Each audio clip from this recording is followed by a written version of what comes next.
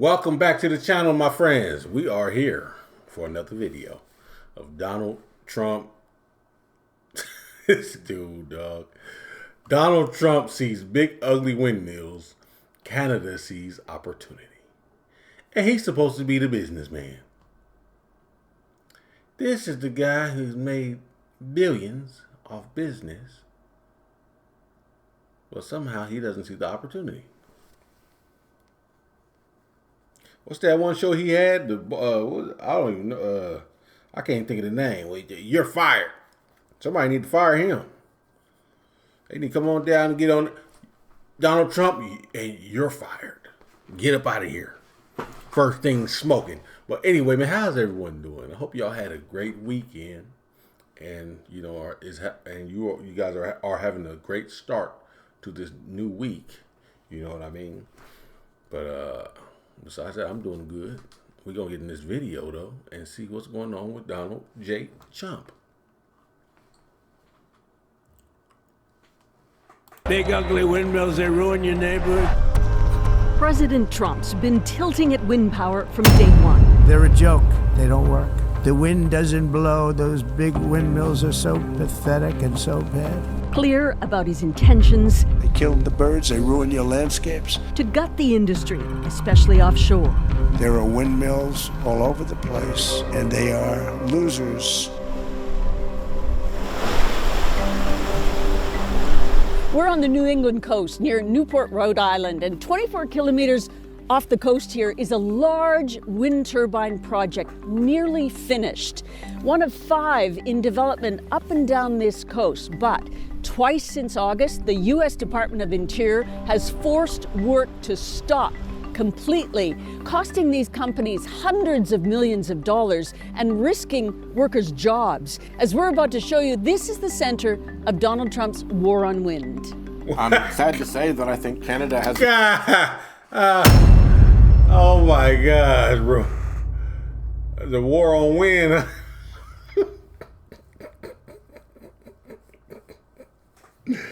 Well, who is she? I like her. She's funny. This is a war on wind. Of millions of dollars and risking workers' jobs. As we're about to show you, this is the center of Donald Trump's war on wind. I'm sad to say that I think Canada has a big opportunity because of the stain that the Trump administration has left. Our loss will be Canada's gain. But first, here in the U.S. This industry was booming. And there was a pipeline of work that was promised for decades. And it's seemingly almost come to a complete halt. Harry Anton is with the AFL-CIO in Rhode Island. When the wind projects came to New England, workers trained up for offshore. The second stop work order was issued days before Christmas. They feel betrayed. They feel like they've been punched in the gut. The stop work orders were aimed at 5 projects along the Atlantic coast.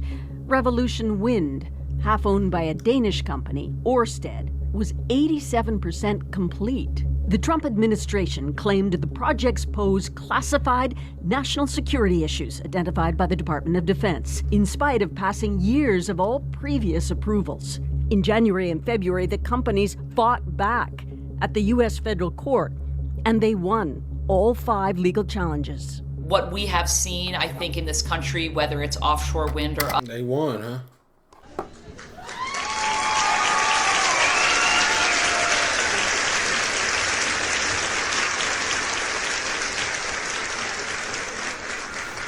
Look like Donald Trump is trying to stop these projects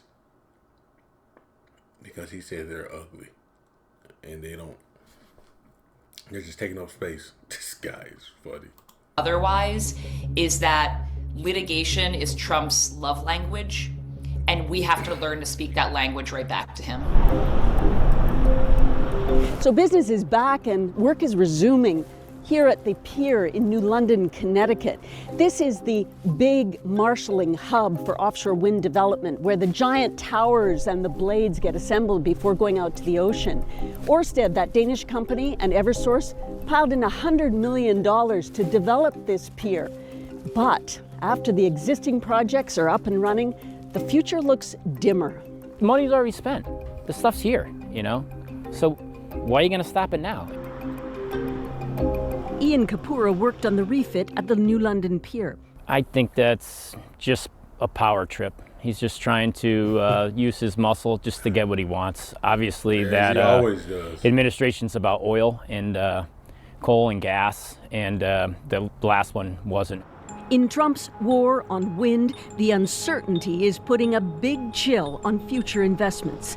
Ørsted's stock took a dive before heading back up, and the CEO recently told an earnings call, "We have no expectations whatsoever to increase our exposure to offshore wind in the U.S." Right now, the level of confidence in the market is less than zero. There really is absolutely no confidence in the private sector in this market. It's pure politics, Trump versus wind, and the Democrat voting states on the East Coast. We arranged a call with Rhode Island Democrat Senator Sheldon Whitehouse at his office in Washington. His whole administration is staffed by stooges of the fossil fuel industry. This wind power is cheap and abundant. And so with all of the funding that the fossil fuel industry has given to Trump, this is kind of payback. Our loss will be Canada's gain.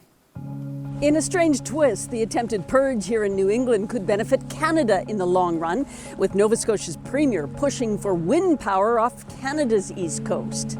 Nova Scotia Premier Tim Houston is already pitching a Wind West megaproject with initially 5 gigawatts of power off the East Coast and potentially 40 in the future. Talking it up at an Ocean Tech conference in New York.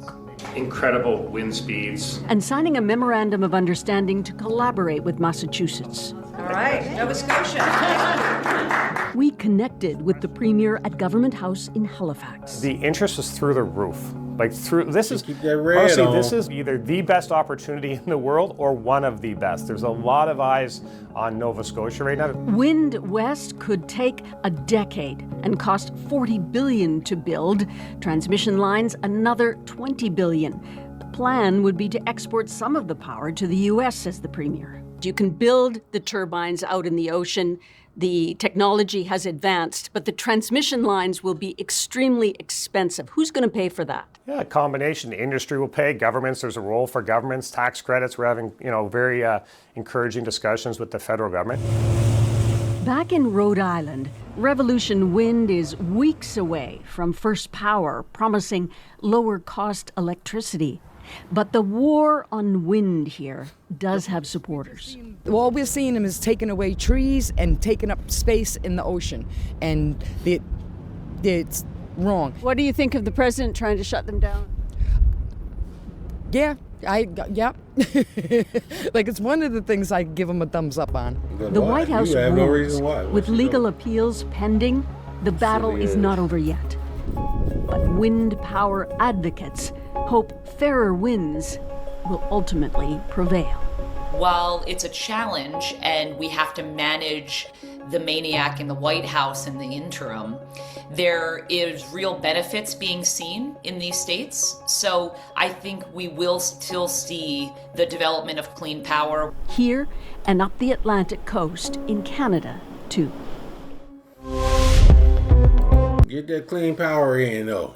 We need it. As much as pollution is going on around the world, especially in America, a lot of pollution. Probably in Canada, there's some pollution. We need this clear energy. You know what I'm saying? It's going to save money. It's crazy, y'all.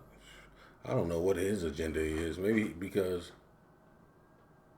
he has to have ties, his money tied up in something.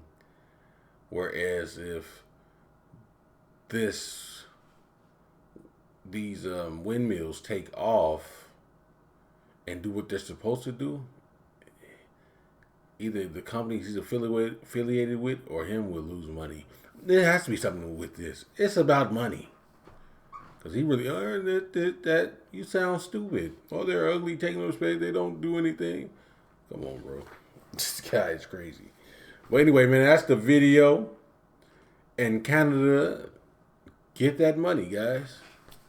If America doesn't want it, get it. See, that's the thing. America doesn't want it.